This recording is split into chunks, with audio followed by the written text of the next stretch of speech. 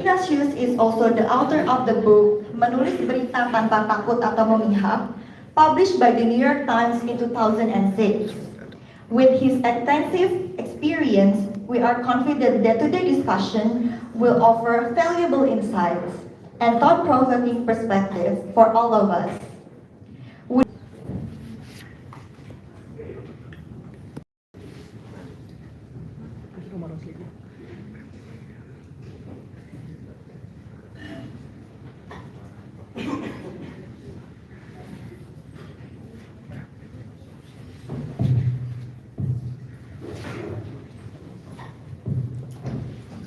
Okay, good morning to you all, students, lecturer, and also our guests from New York Times. Welcome to UMN. Thank you very much for your coming to our university, and you will see that our student is the future journalist for Indonesian media. Give a big applause for us. Thank you very much, and I think it's very honorable that that New York Times will come to UMN and have a discussion with us. I think it's very rare opportunity to see the representative of the best newspaper organization in the world, and I think it's also the biggest newsroom operating in the world.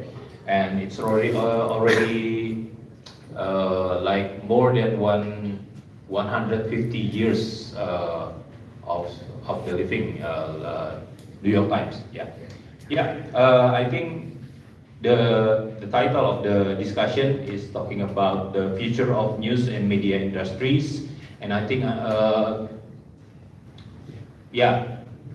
just want to give one correction from the MC, saying that my book is not published by New York Times. Is wrong, but I'm writing about New York Times, and it's published in Indonesia by a publisher named Yayasan Obor. It's exactly 20 years ago I wrote this book, so it's before the digital era, still the analog era, and my purpose to write the book is to give the example for Indonesian readers, talking about the history of New York Times and also the many awards they win, Pulitzer. I think New York Times is still the biggest winner for the Pulitzer Prize, in the U.S. And I think we can learn more about the history of the New York Times and also the development, because I also see the development during the transformation era, the digitalization. If I'm not mistaken, I sense that New York Times having a difficult time at the time to adapt with the new situation, but then they try to reformulate the newsroom, and I think after they make a big collaboration with the innovation team, they have the recipe for facing the future of news, the digitalization era, and so on. And can you guess how many subscribers for New York Times all over the world today? Do you have a number to guess? 100? Not that big. I think it's more than 12.8 million. 12.8 billion. All over the world. Okay. Okay. Can I just call you Michael?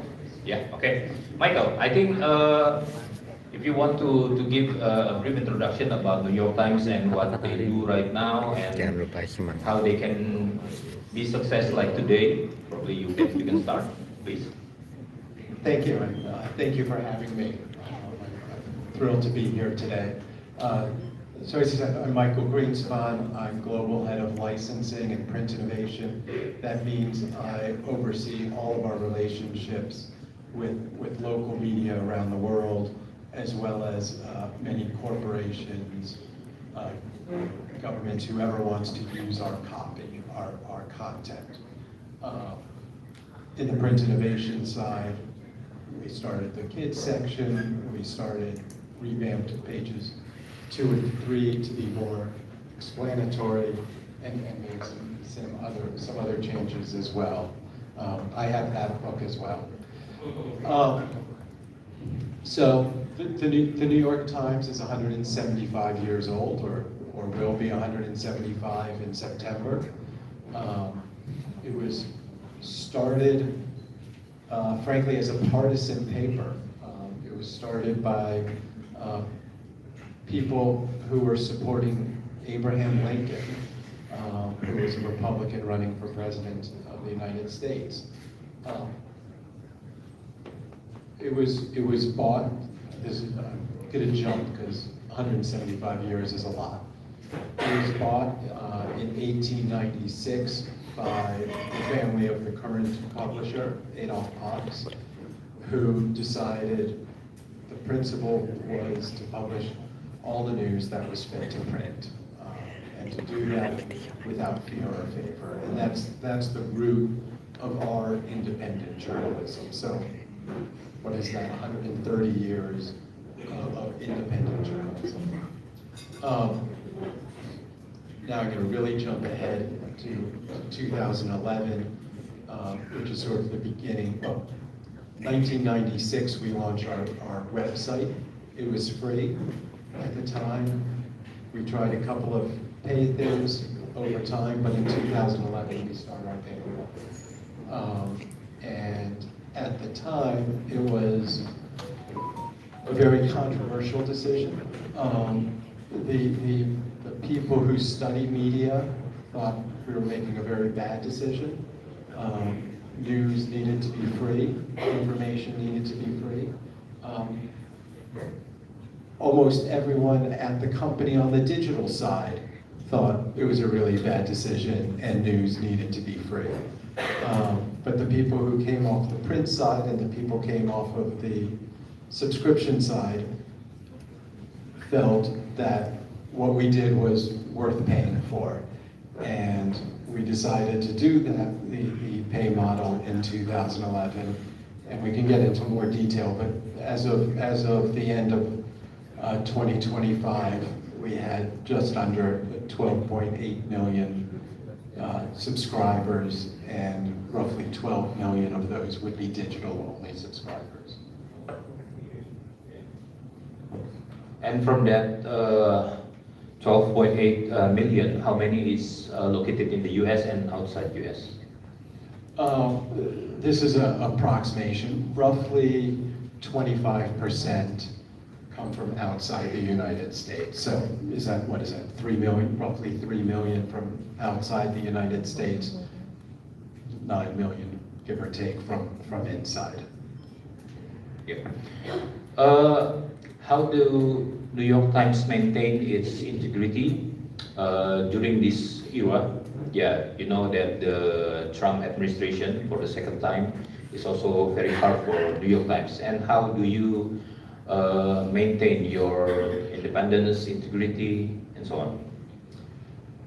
Yeah, so independence and security. So as I mentioned, since for 100+ years, give the news without fear or favor. That is who we are. Yes, there's a lot of political pressure at the moment, historically as well. The pressure is a little bit different now. It used to be that the president would call the publisher and yell at the publisher. Now the president files a lawsuit against us. He's using the tools of government, in our opinion, inappropriately. We've sued the US government, specifically the Pentagon, over access. But to be clear, also, we sued the Biden administration. We've sued the Obama. We sued Trump 1. We filed more lawsuits against the US government mostly for information than just about any other, or it might be than all other media combined. So, yes, President Trump has made significant attacks on the independence of media. He is doing things that we never expected to see happening in the United States. Things that you would expect. I travel around the world. Things that you would expect to happen in Latin America. Things that we've seen in Hungary. Things, frankly, that we've seen in Russia. He's using a playbook that is, in my opinion, anti-democratic. For us, that just means we need to do what we do even better. We need to redouble our efforts. Our job has always been to hold power to account, and that continues to be our job. Where we see wrongdoing, we bring it to light. Where we see people doing good things, we also bring that to light. Our job at the end of the day is not to be the judge or the jury. Our job is to present the facts and let you, the reader, make a decision about where those lead. Security is related to that, and an increasingly important part. There's not a week that goes by in New York that someone's not protesting the New York Times. Often one side is doing it one week and the other side is doing it the other week. And so protecting us at the headquarters, but increasingly protecting our journalists in the field is a greater and greater concern, and something that takes more and more time, attention, and money than ever. Okay. Michael, I read an article saying that in the first Trump administration, the subscription number of New York Times is increasing. And why is that? So there are several answers to that. In the 3 months or month and a half right after Donald Trump got elected, and then in the first 2 months of his presidency, we did see a tremendous lift in our subscriptions. I think north of 1 million subscribers during that time.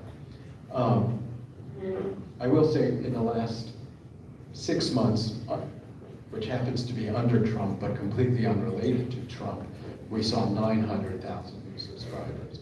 So, but those back then in 2016, 2017, there seemed to be a feeling of what's happening to my world? How do I learn more about it?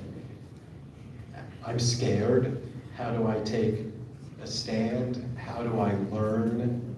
And people turned to us.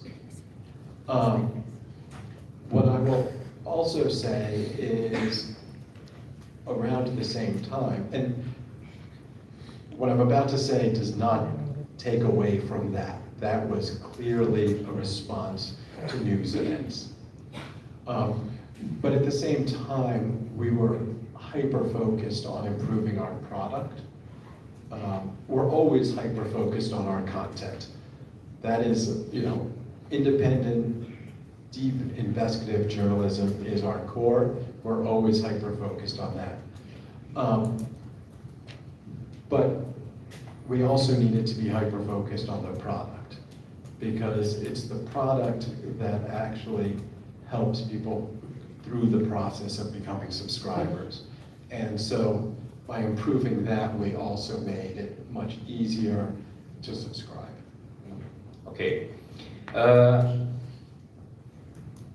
when we are talking about young readers, I think it's still a problem. I think it's global problem, yeah, not only in the US but also in Indonesia. How to get young readers become our subscribers or regular readers.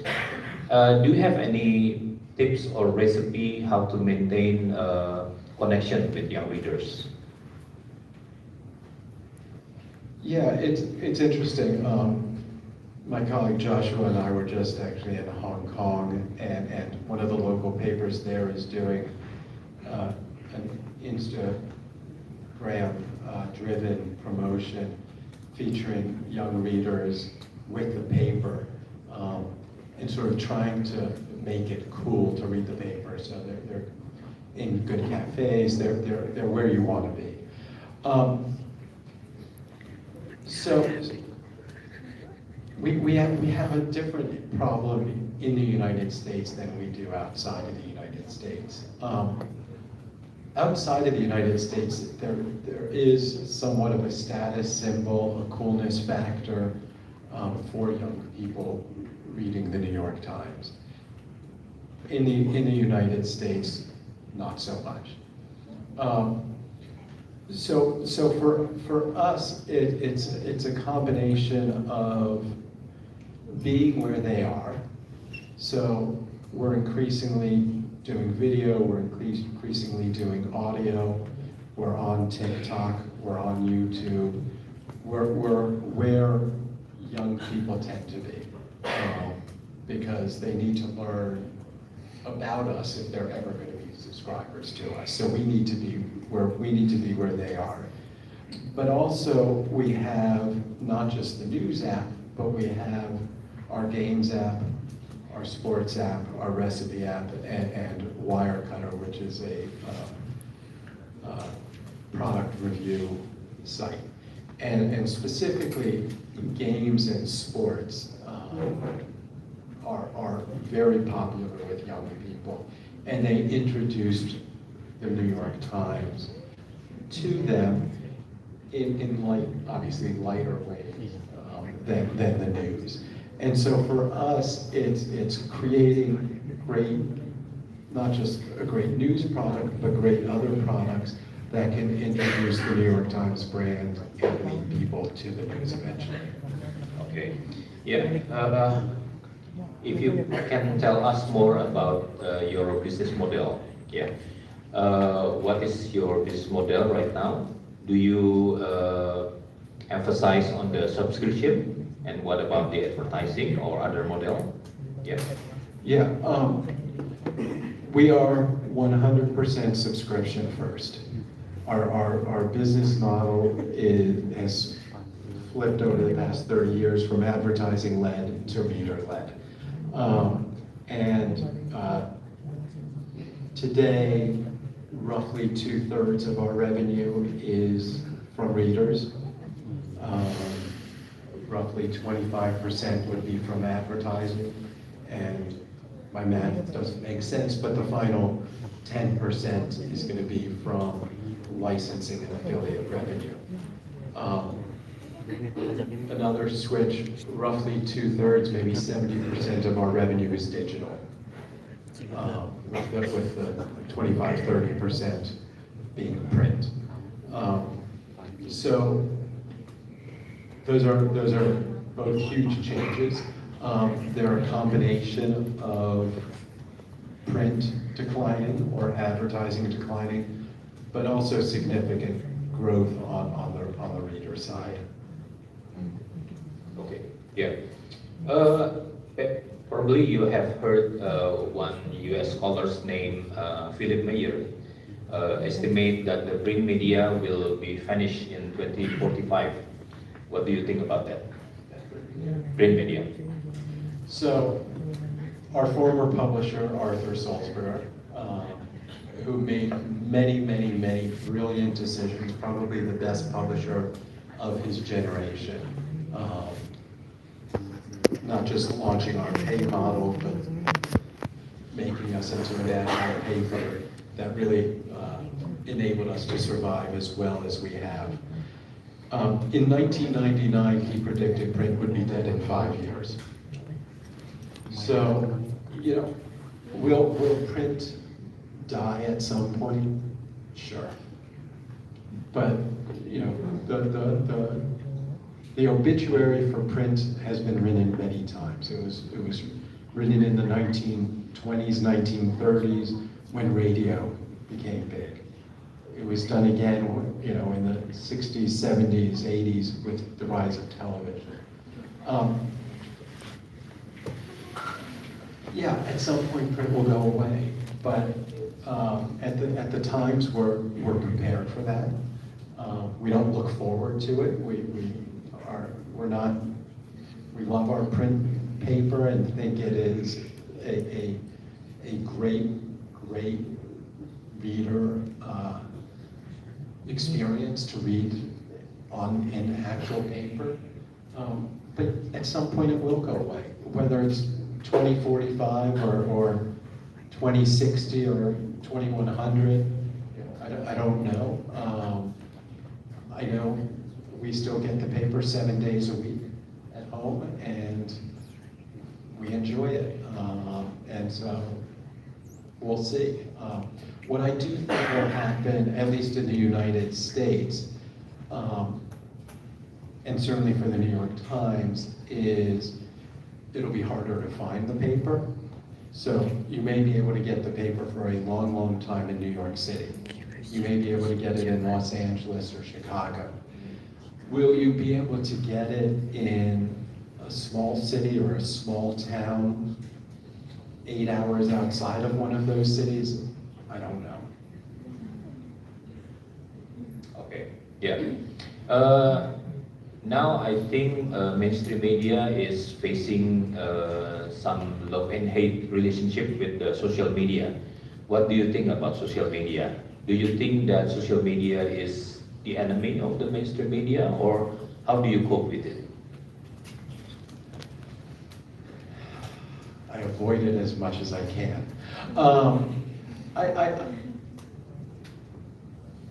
It's not the enemy. It's a challenge. It is certainly causing us harm. But as I mentioned, it's also a tool for us to introduce ourselves to an audience that wasn't or isn't coming to our products directly. So, you know, I look at it as a tool. At the same time, I think the algorithms are extremely dangerous. Not putting aside whether they negatively impact the New York Times or any media company's business model. I think that they have a tendency to feed you information that just reinforces your own opinion and doesn't make you question anything. And often not only does it reinforce your own opinion, but it teaches you that the other side is wrong, they're evil, they're stupid, whatever it is. And one of the great things about newspapers historically is how they built a community, and local papers especially were key factors in a town, bringing people together, telling you about what's going on, and you know, couple the algorithms with the struggles of local media. And I think that's one of the major causes for the partisanship and frankly, you know, sort of the breakdown of civil society that we're seeing, not just in the United States, but across the globe. Okay, thank you very much. And how did New York Times maintain its relevance during massive information? And especially also we are facing the threat from fake news and so on. How New York Times cope with the situation? Yeah, I mean, going back to the sort of the creation of alternative facts, you know, we launched a campaign called the Truth Campaign, Truth Matters. And this was a national, United States national campaign on television, posters. You'd see people wearing T-shirts expressing that the truth matters. But at the end of the day, you know, the best we can do is to continue doing our job. And we find that people who interact with us understand that we're offering independence and objectivity. They may disagree with us. A lot of people do, they're welcome to. As I said earlier, we often will have one side protesting at our building one day and the other side protesting the next. So honest disagreement, we fully support. Yeah, alternative facts, the best we can do, and it's doesn't feel like it's enough, but the best we can do is continue to tell the truth. And when, you know, as I said earlier, our job is to call power to account.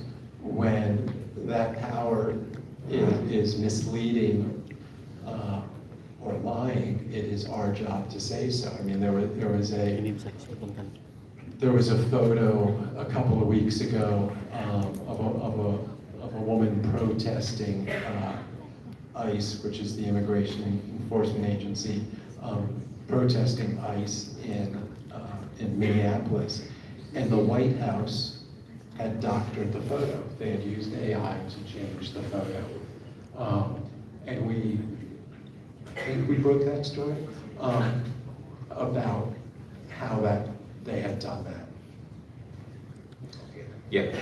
I think I give time for the floor to ask question to Michael. Who wants to ask the question? Please raise your hand and say your name. The lecturer can also ask the question.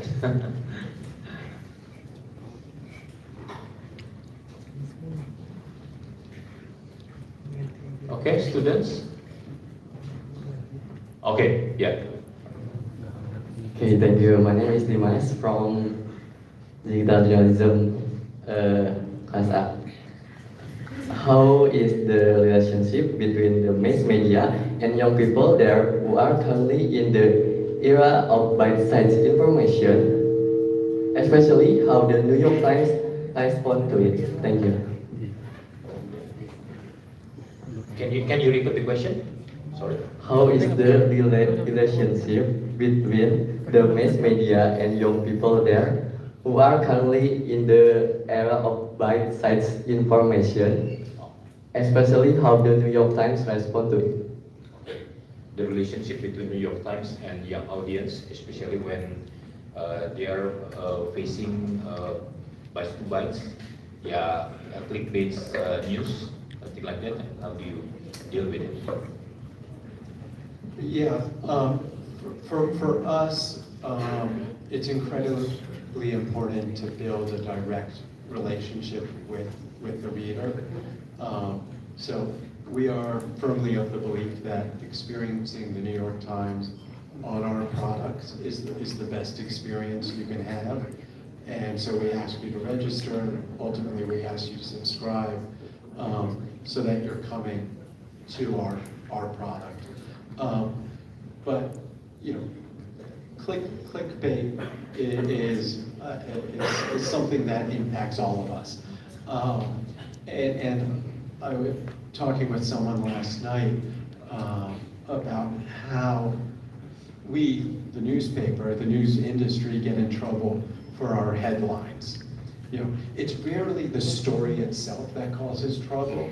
It's the headline, because it's clickbait. You know, it's not the journalist who's writing the story. It's an editor. It's someone on our social media team who's writing the story. and they're trying to get you to read it. And so they'll say something which they shouldn't to try to make that hook. But you know, clickbait is, you know, it's real. It's there. It's fascinating you see the headline and you're like, oh my God, I can't believe that. And then you read the story and you're like, those two don't connect. So I mean, the answer is to read the story. But it is a struggle that we deal with every single day. Okay, do you feel satisfied with the answer? Okay, who else? Yeah. Okay, please. This one, a lot of students want wax. You have to choose. Okay, probably Ms. Ferro will help us choosing students. Okay. Okay, good morning everyone, and good morning, Michael Greenspan, I'm sorry. Okay, my name is Wendy, I'm from Class A Digital Journalism as Dimas. I want to ask, so far that we know, the New York Times is a successful media, an international media, ton of content that New York Times made. So I just want to know your opinion about what do you want New York Times in the future become to be? That's it. What do I want the New York Times to Become to be in the future. become in the future? Yes, thank you. Thank you. I mean, I want the New York Times, we want the New York Times to be an essential service to the curious reader around the world. I don't expect the New York Times to ever be the first read for most people in Indonesia. It's probably never going to be the second read for people in Indonesia, but I would love for it to be the third read. I'd love for it to be the second read as well. But yeah, I mean, for us, we want the New York Times to be essential. We want it to be necessary for you to come to us every single day.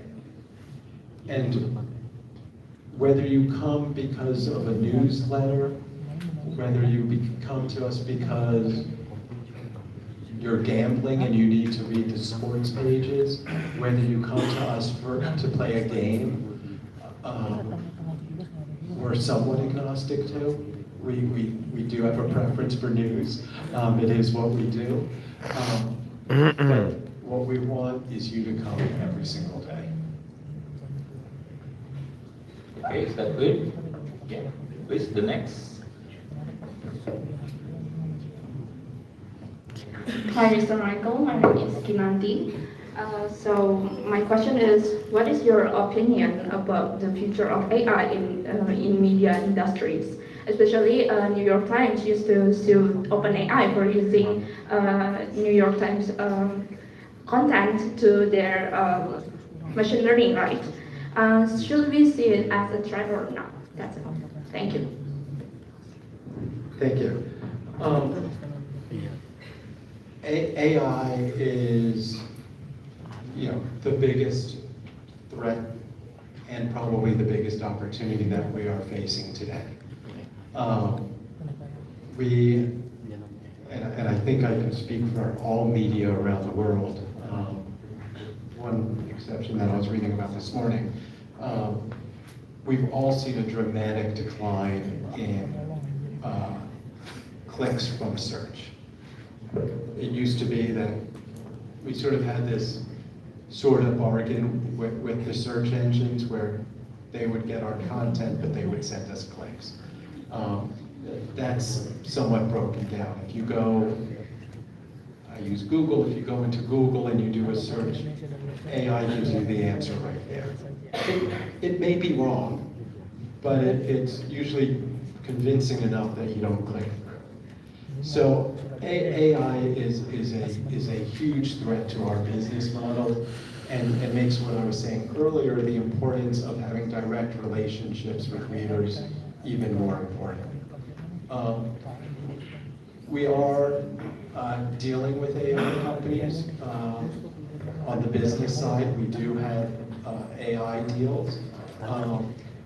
But what those deals have in common is that they, first and foremost, continue to protect our intellectual property. Our IP is what is where our value is. So that needs to be protected. Second, the output of what they're creating can't be a direct competitor to us. They can't use us to destroy us. And third is that they have to give us fair compensation. So we just signed an agreement recently with Amazon. Obviously a big company, big AI ambitions. They're using us for training, so we're okay with that. They're using us for RAG, we're okay with that.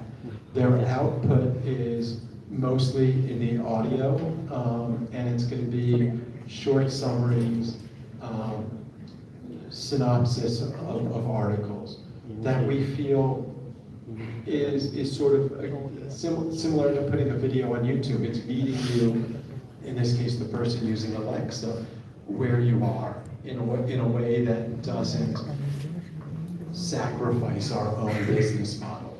So we are willing to work with AI on the business side. We're also using AI.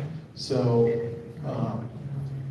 we use AI for voice enhancement. So if you want to listen to an article, more likely than not, it's being read to you by an AI tool. We're using AI for research. Last week, the U.S. government released thousands and thousands of pages of articles about Jeffrey Epstein. We don't have to talk about what scum he is or was. But that came out, I think, on a Sunday night, and Monday morning we had an article. Thousands of pages of articles.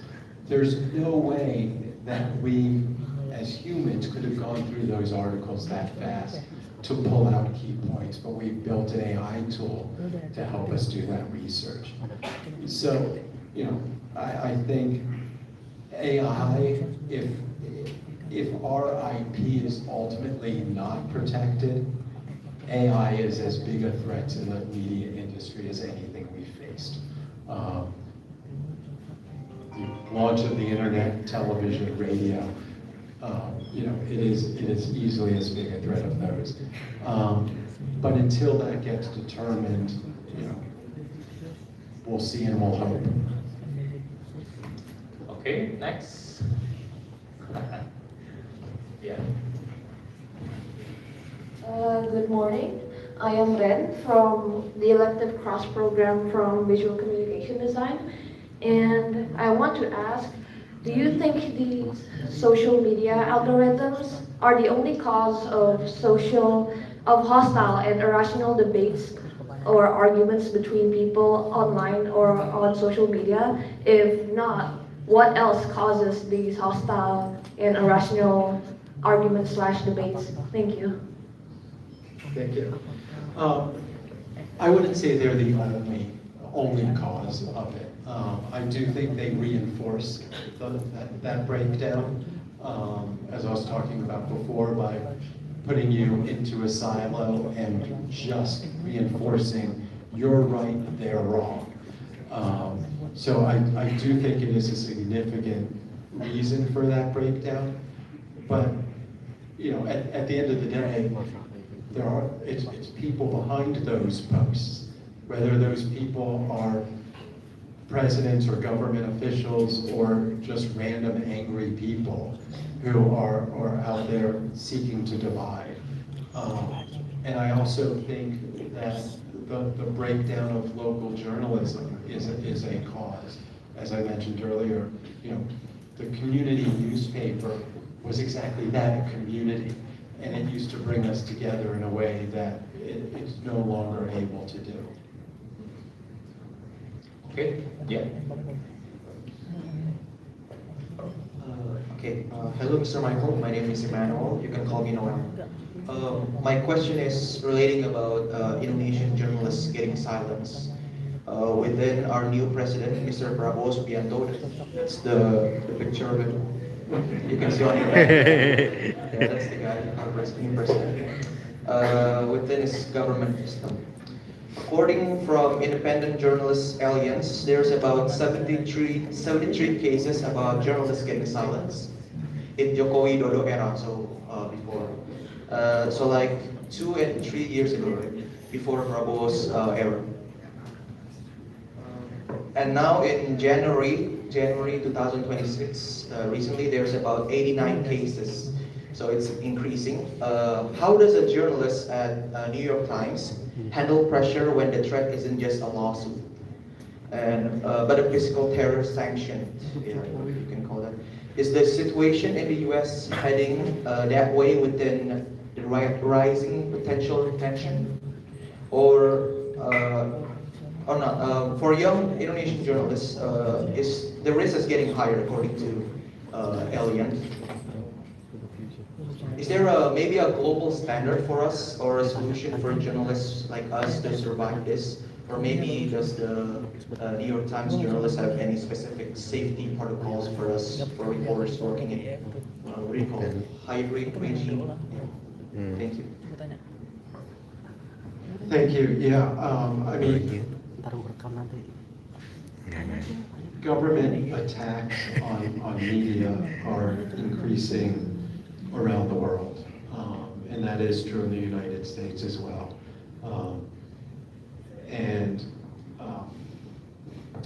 What it's doing, I mean, they're sort of the straightforward attacks.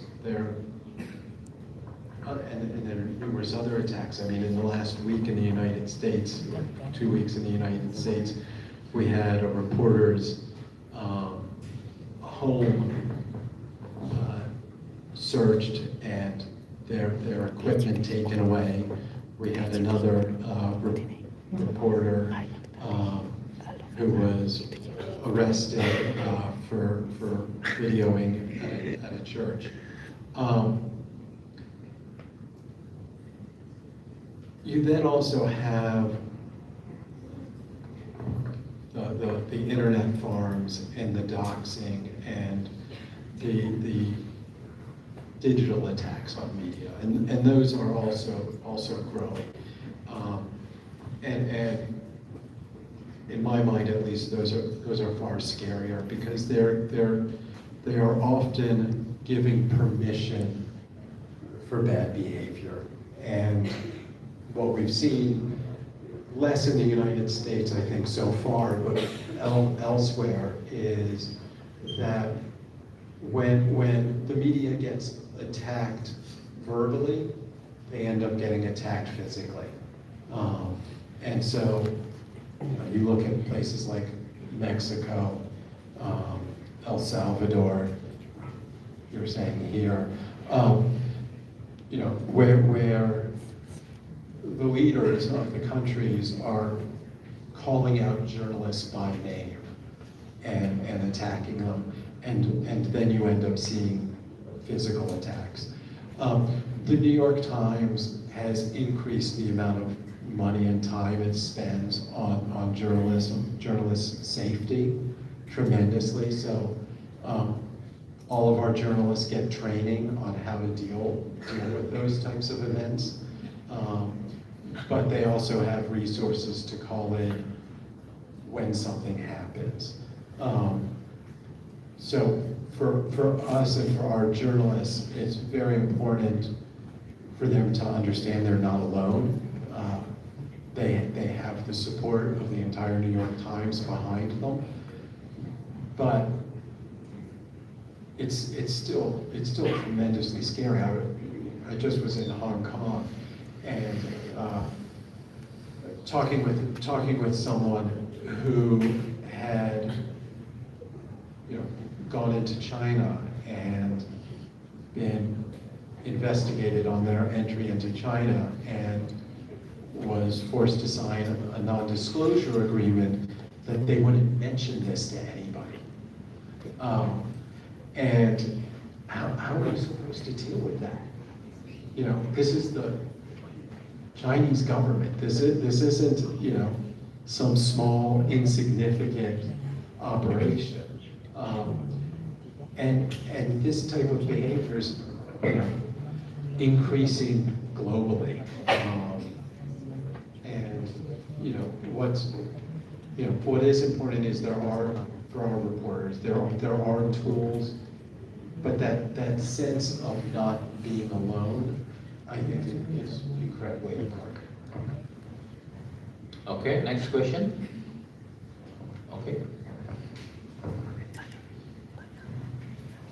Let me introduce myself. My name is Jemima. I'm from digital journalism. So my question is, based on what you said, that the New York Times would like to target more subscribers globally. From that, how do you navigate the challenge of staying relevant to non-Western audiences who may have different cultural values and news consumption habits based compared to your core US subscriber base? That's Yeah, I mean, you can't be everything to everybody, right? So you have to sort of pick who you are and be true to that. So we are right now translated. Some of our articles are translated into Spanish. You know, we were talking about AI a few moments ago. You know, AI translation is making our articles instantly available in probably just about every language. I don't know how good that translation is going to be. My guess is it's getting better every single day, but probably still imperfect. But editorially, for us, that North Star is independent, objective editorial. People in the US disagree with us every single day about what we write, and people around the world disagree with us every single day about what we write. And sometimes governments block our stories because we're offensive to one or another standard. But we can't write, and we're not going to write for the government's okay. You know, to some extent, you know, it's sort of like, this is who we are. If it's going to offend you, read a different article. If you don't want to read the article that is talking about a gay athlete or a trans person, don't read that article. There's a lot of other stuff you can read. But we're not going to stop writing important stories because one government or one person, or even 100 governments and 1 million people are going to get offended by it. Oh, do you still have the public editor? We don't have the public editor anymore. We do have a standards editor who actually wrote a fascinating piece last week on what's going on in Minnesota about when we would use the word murder.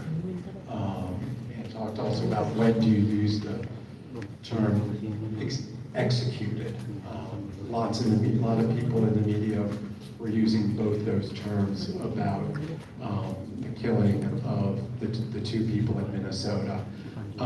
We did not. And it's not because we feel more or less strongly. It goes back to what are the facts.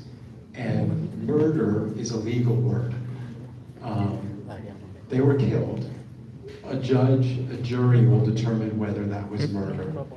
So we won't use that term because, again, our job is to present the facts and let others go from their conclusions. Okay, thank you. Yeah, I would just like to give some context. Public editor is a person in the New York Times who represent or people who have complaints about New York Times reportage can email to this public editor, and they will search in the newsroom what is going on, and they make some. The public editor will make some articles regarding about those complaints and how to cope with it. Yeah, but there is no longer a public editor in New York Times. Yeah.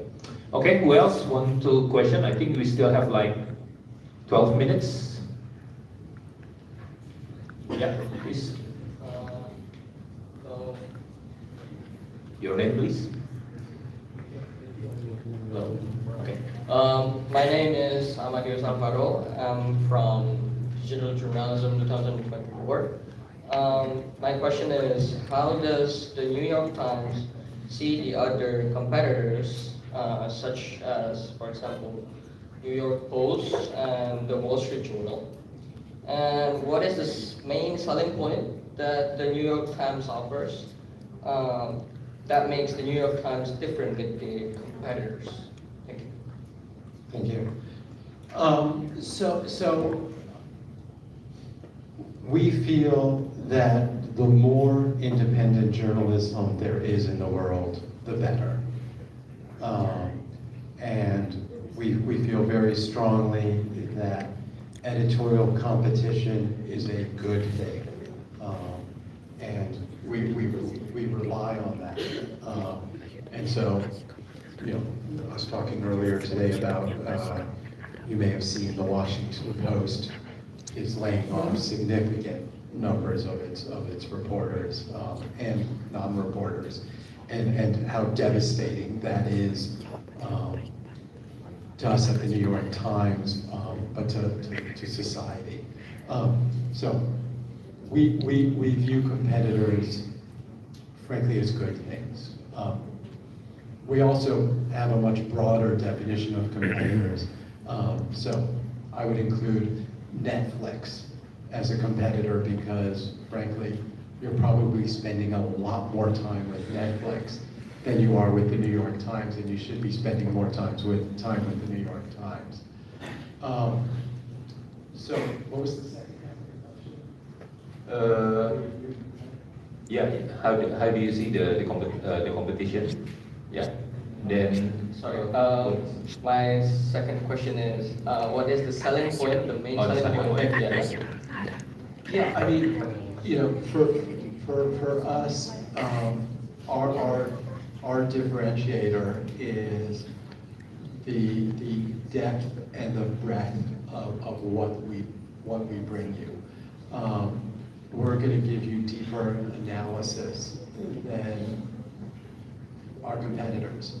We're also, that's on the content side, we're also going to do it in a better product than our competitors. So, you know, we believe that our cooking app is the best cooking app out there.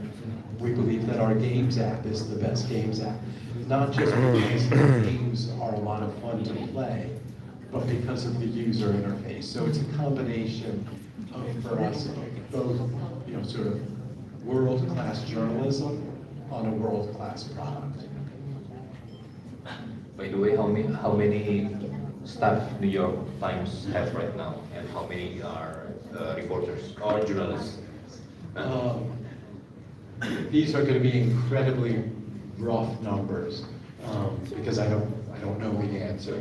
So the New York Times, I think, has somewhere between 5,000 and 6,000 people, and the newsroom is going to be roughly half that size, 2,000 to 2,500, and that number is double what it was 12 years ago. Okay, yeah.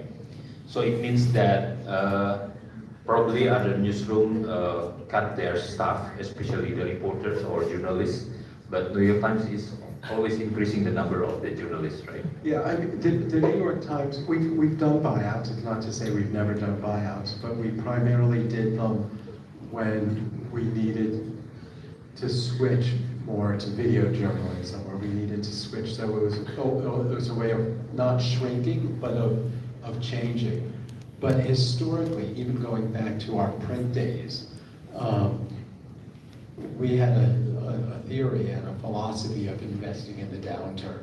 So it was, during the really hard times in New York in the early 1970s that we increased the number of sections in the print.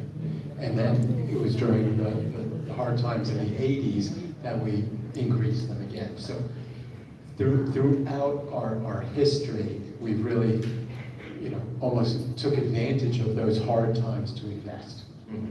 And everyone else. Okay, good. Yeah, two more questions. Yeah, please. Good morning, sir. My name is Belfa from Digital Journalism. I want to ask a little bit more regarding about the safety of journalists in general.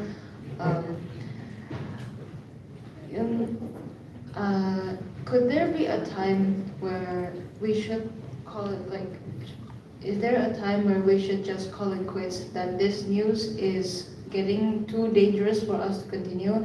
And if that happens, what does the New York Times do? Like, if there is an article that you publish or is going to publish, but you realize that if we publish this article, there will be very bad consequences for maybe both the journalists or the people involved in this article. Like, what do you do with that? Thank you. So I'm going to break that into two parts. Sort of, is there a time when a journalist should back off? And then, what do you do when the publishing of a story is going to cause a problem? Yes. On the first, should a journalist back off? Absolutely.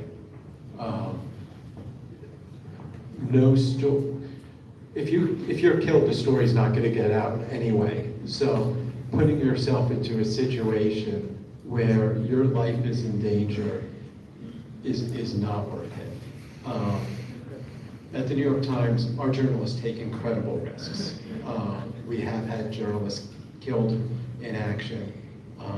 We have had journalists kidnapped. They are putting their lives in danger literally every single day.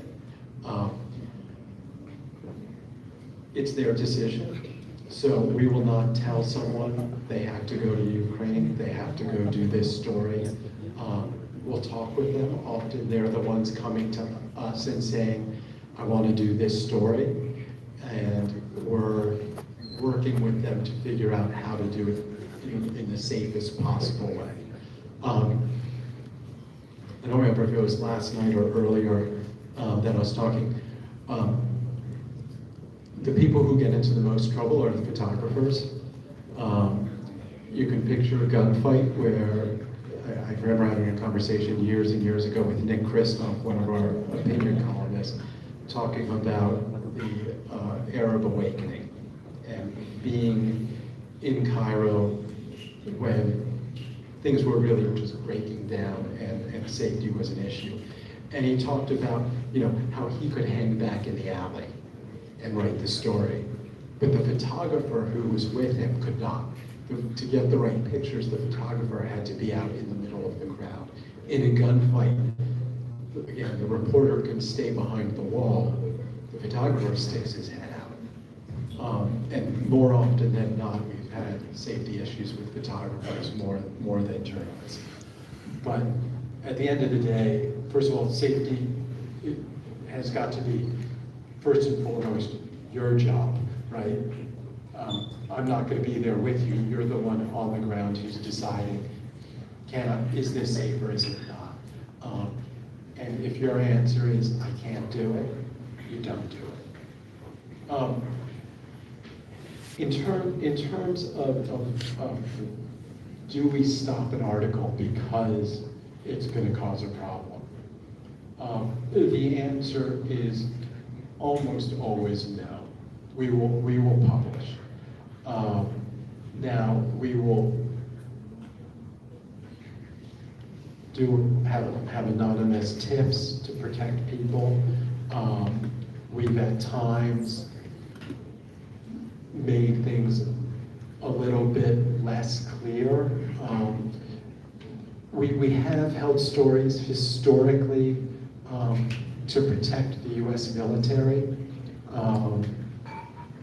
Sort of the most famous going way back, even before my time, was the New York Times knew that the US was going to invade Cuba, the Bay of Pigs invasion. John F. Kennedy called the publisher and asked him to hold it. And we did. And Kennedy said afterwards that he wishes he never made that call. So we will hold things for that. We will not say where exactly a secret base is, because we don't want to give that information away. So there are things we will do to make a story safer, but it's rare that we'll actually not publish a story. Okay, last question. Yeah, please.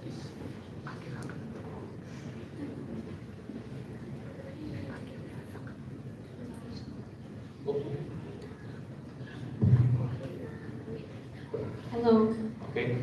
Hello, Mr. My name is Quina. I'm from Class A, Digital Journalism. Well, we know that New York Times is a big media. So I want to ask, what are the main principles applied by the New York Times in producing news that have an ability to survive and thrive to this day? And my friend want to ask, do you have any recommended movie about media or journalism? Thank you. That's it. The second one is, which film do you recommend film about media? There have been some great, All the President's Men, which was classic about the Washington Post and the great work that they did on Watergate, is sort of, if you're looking to be inspired, sort of that historical, great movie. The first question is, can you repeat the question, please? Yes. What are the main principles applied by the New York Times in producing news that have an ability to survive and thrive to this day? Your main principle, yeah, your core values. I mean, our main principle is, or our independent journalism, first, foremost. Journalism is the purview of our newsroom. We are not going to sacrifice that for any business interest, because any business interest would be short-term, so it's not worth it. So independent journalism, and then reader experience. Okay, thank you very much for all the students and lectures. I think we have a great time with Michael for sharing his experience and views about New York Times, and I think one of the purposes that Michael come to UMN is that you can be the New York Times subscribers, yeah. And I think probably you can also go to the website of the New York Times, and if you have money, you can subscribe. And I think it's the price is very cheap, I think. So I think who in the news in this room who already subscribed New York Times? Can you raise your hand? Is there any? Only one? The head of the two? I see the hands here. How many? How many of you? Okay, quite number. Yeah. Okay. Hopefully after this, there will be more subscribers for New York Times. Yeah. And why don't we give a big round of applause for Michael Greenspan?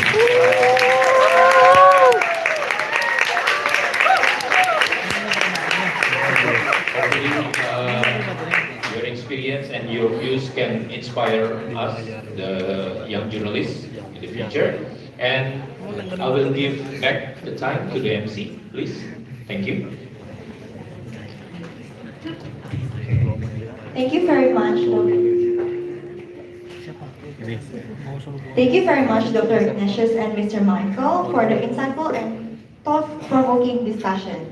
There are a few points that I can conclude for today's sessions. That the New York Times always keep on hyper-focusing on deep investigation content, how to keep maintaining connect to young people, and the business models that used in the New York Times, and also the print media, social media as a new challenge for mainstream media, and most importantly, journalism must return to its core purpose, the truth matters. Media must remain independent and objective, continuing to tell the truth.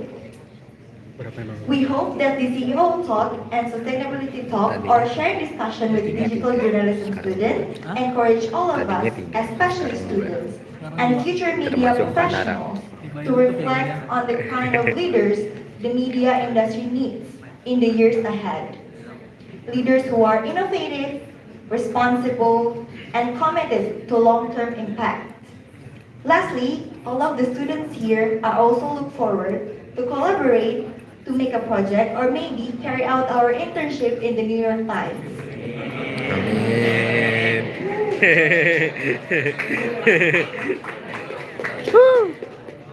Before we move on to the next session, I would like to kindly invite Mr. Michael Greenspan to remain on the stage to receive a token of appreciation. May I also invite the Dean of Communication Science Faculty, Mr. Lilik Dwi Marjanto, to join Mr. Michael on stage to present the token of appreciation.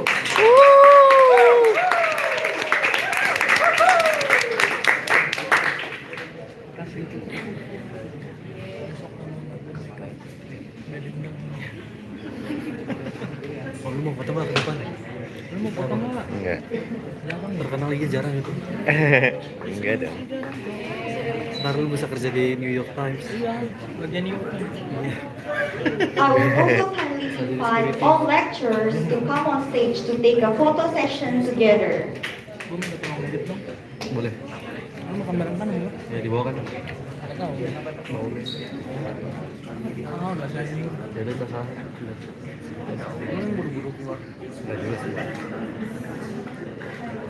Oke, baik. Itu aja dari aku. Terima kasih. Udah. Save dulu. Save dulu. Ini udah otomatis.